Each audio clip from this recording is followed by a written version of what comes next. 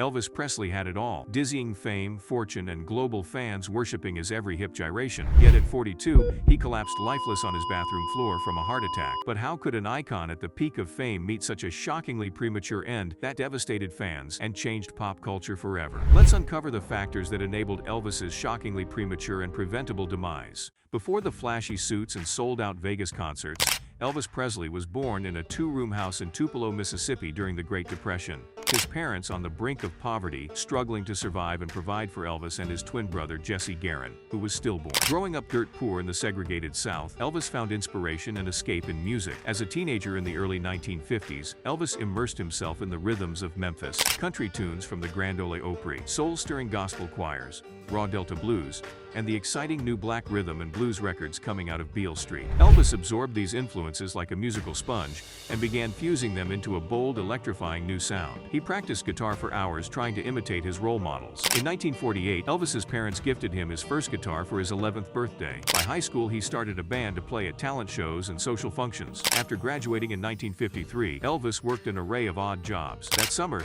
he worked up the courage to walk into the Memphis Recording Service studio at Sun Records. Studio owner Sam Phillips was struck by the raw energy and vocal range of this young man off the street. Phillips connected Elvis with guitarist Winfield Scotty Moore and bassist Bill Black. Their early session jamming on Arthur Big Boy Crudup's tune, "That's All Right Mama," sparked something electric. This fusion of country and R&B Code Academy was revolutionary. The trio hurriedly recorded the track that night. Soon that song aired on Dewey Phillips' radio show, Red, Hot and Blue, to an overwhelmingly positive response from listeners desperate to know who this new singer was. Callers flooded the phone lines. Almost overnight, this country boy secured a local cult following as gigs lined up to see this musical force live. With his sensual and powerful voice, dashing looks, and scandalous gyrations on stage, 19-year-old Elvis Presley was poised to become rock and roll's first superstar. Elvis took Memphis by storm in 1954, winning over incredulous audiences in the insular southern towns. But RCA Records producer Steve Scholes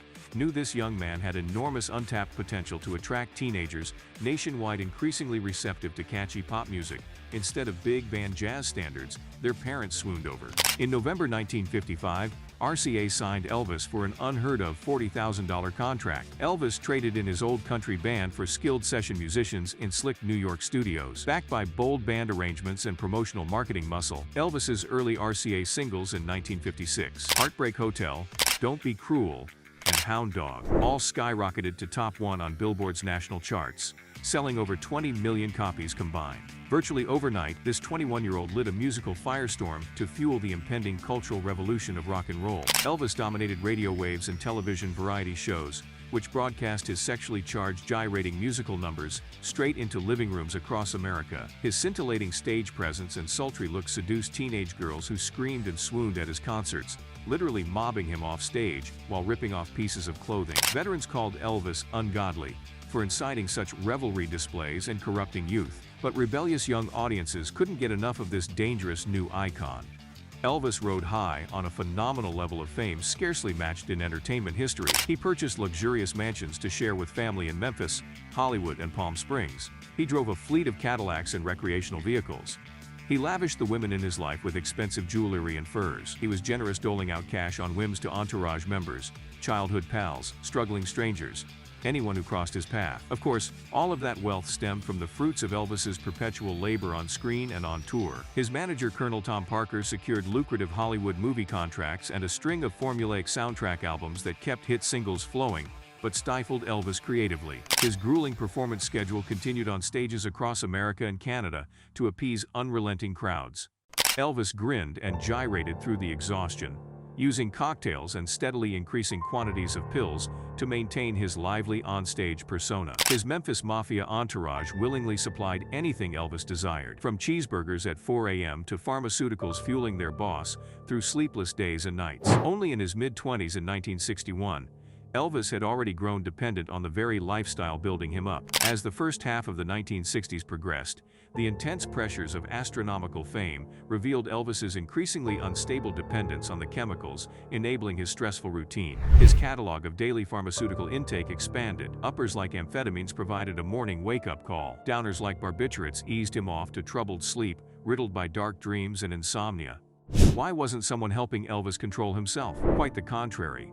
Elvis now had his own personal physician, Dr. George Nicopolis, on staff alongside a rotating cast of yes-men, catering to his every need. Dr. Nick acted more as Elvis's friend than doctor. He freely dispensed any combination of substances Elvis requested without oversight. Opioids, sedatives, downers, uppers, you name it. As long as Elvis could function enough to meet his Hollywood filming schedule and Vegas concert series, never mind the drug cocktails fueling these weary performances. By the late 1960s, Elvis's addiction consumed him.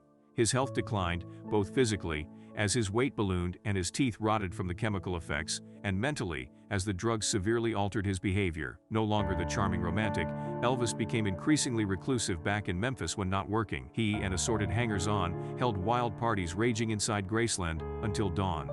When Elvis's beloved mother Gladys died in 1958, he turned to more serious relationships for comfort. But drugs killed Elvis's sex drive while amplifying his jealousy and domineering tendencies with women. Girlfriends hesitated speaking openly for fear of his temper. The drugs made Elvis paranoid too about fulfilling his musical potential, as insecurities swirled whether he could deliver virtuoso recordings reminiscent of his 1950s Sun studio sessions. In 1970, Priscilla Presley gave birth to Lisa Marie, providing a brief respite to Elvis's vice spiral, but he dove back down the rabbit hole shortly after. His inner circle chose complicity over confrontation to preserve their own status. Elvis's denial ran deep, believing himself indestructible, like the superhero image he projected on stage.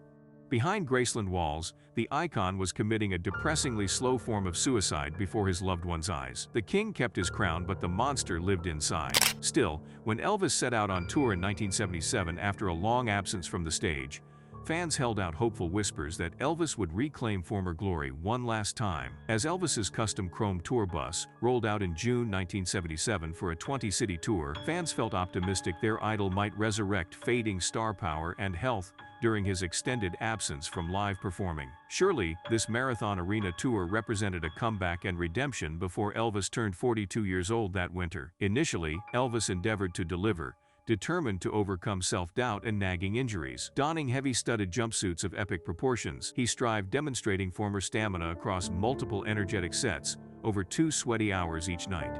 But as the tour wore on, Elvis's ailing condition became embarrassingly apparent, even from the back rows. Obesity left him panting, relying on mic stands for support to prevent his knees collapsing under 345 pounds. Between labored breaths, he could barely muster greetings to the crowd, eyes often closed as he grimaced in pain from arthritis flare-ups. Worst of all, the years of heavy chemical abuse surfaced in Elvis's sporadic slurred speech and confused inability to recall lyrics he'd sung thousands of times. Some nights, he blankly sat at his piano bench in a stupor until the band awkwardly moved on with the next number.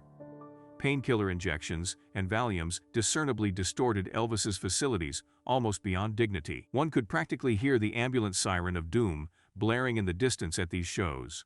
Surely such sorry displays urged management toward immediate intervention. Any decent friend would rush an ailing Elvis to rehab, then scrap future dates and prioritize sobriety? Alas, greed prevailed over health. Nobody dared deny Elvis his immediate desires, including manager Tom Parker, who continued depositing millions made between alternating fits of consciousness and near death throughout July's Death March tour schedule. Upon returning to Graceland afterwards, Elvis's extreme medication intake of downers, uppers, pain pills and tranks reached its apex. Doctors admitted him to Memphis Hospital to stabilize chemical levels. Optimistic fans assumed detox would redeem their fading king toward the straight and narrow before his planned triumphant return to the concert circuit that winter. Tragically, denial ran too deep. Elvis wanted nothing more than to recreate former glory with a TV concert special and new Memphis album sessions slated for late August. So after cursory hospital detox, Dr. Nick willingly discharged Elvis, despite recognizing no tangible mental improvements or sobriety that could possibly withstand such grand ambitions. The rest is history. Mere weeks later, on August 16, 1977, Elvis suffered complete cardiac arrest brought on by chronic abuse of painkillers and sedatives. His limp body was discovered on the bathroom floor at only 42 years old, thanks to self-destruction that drugs fueled, while flatterers encouraged from the wings. Millions mourned the loss of our brightest star, his boundless potential extinguished by preventable tragedy.